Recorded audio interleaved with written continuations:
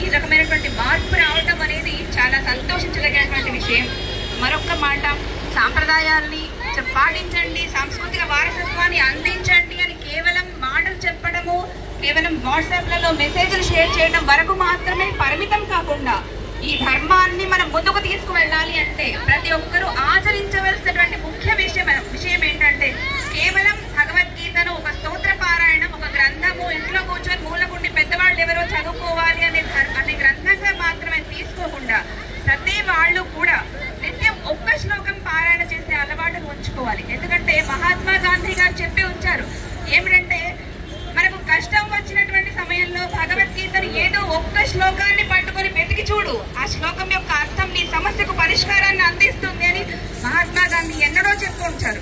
కాబట్టి అటువంటి పెద్దల యొక్క మాట యద్యదాచరతే శ్రేష్ఠ తత్తదేవేతరో జనః సయత్ ప్రమాణం కురుతే లోకస్తు అనువర్తతే అంటే పెద్దలు ఆచరించి చెప్పినటువంటి మార్గం మన వాళ్ళు గుడ్డిగా ఎవరు ఏమి చెప్పలే, వాళ్ళు ఆచరించి మనకు చెప్తున్నారు. కాబట్టి క్లిష్టమైన పరిస్థితుల్లోనే నీ సమస్యకు పరిష్కారం ఎక్కడో వెతుకుతావురా, భగవద్గీతలోనే ఉంది అని ఎన్నడో మన పెద్దలు చెప్పి ఉన్నారు.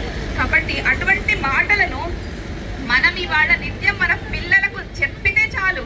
ఎందుకంటే కర్మణ్యే వాధికారస్తే మా కర్మణ్యే వాధికారస్తే ఆ శ్లోకం ఏం చెప్తుంది అంటే ఇవాళ రేపటి పిల్లలకు తను చేస్తున్న పనిలో ఫలితాన్ని ఆశించి చేస్తూ అనేక నిస్పృహలకు లోనైపోతున్నటువంటి పరిస్థితులు ఇవాళ దాపరించాయి.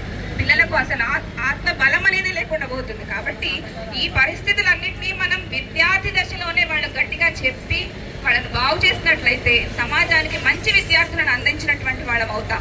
కాబట్టి ఎవరో పెద్దవాళ్ళు చదవలసినటువంటి గ్రంథం కాదు, 1వ తరగతి నుంచి మనం నిత్యం ఒక్క శ్లోకాన్ని చెప్పి మన భగవద్గీతను తిరిగి మనకు దానికి మహర్దశను పట్టించే పని చేద్దాం.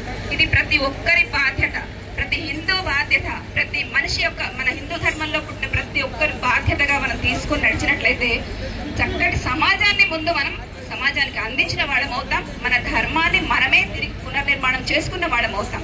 ఒక పని నలుగురు కలిసి చేసుకోవడం ఇంటి నుంచే మొదలవ్వాలి. మనం చేసేటువంటి పని ఏదైతే ఉందో అది మన ఇంటి నుంచే మొదలవ్వాలి, మన ఇంట్లో ఉన్న పిల్లల నుంచే మొదలవ్వాలి. కాబట్టి ప్రతి ఒక్కళ్ళు భగవద్గీతను మీ ఇంట్లో ఉన్న పిల్లలు, పెద్దలు, నాయనమ్మలు, అమ్మమ్మలు మీ పిల్లలకు నేర్పించాలని ప్రతి ఒక్కడికి నమస్కరిస్తూ రిక్వెస్ట్ గానే చెప్తున్నా. భగవద్గీతను మళ్ళీ సంవత్సరం వరకు ఇంకా వేల మందితో ఈ ర్యాలీని మనం నిర్వహించుకోవాలి. ఆ దశలో మనం అందరం కృషి చేద్దాం. అప్పుడు నా ఒక్క పేరే కాదు, ఇంకా 10 మంది పేర్లు, 100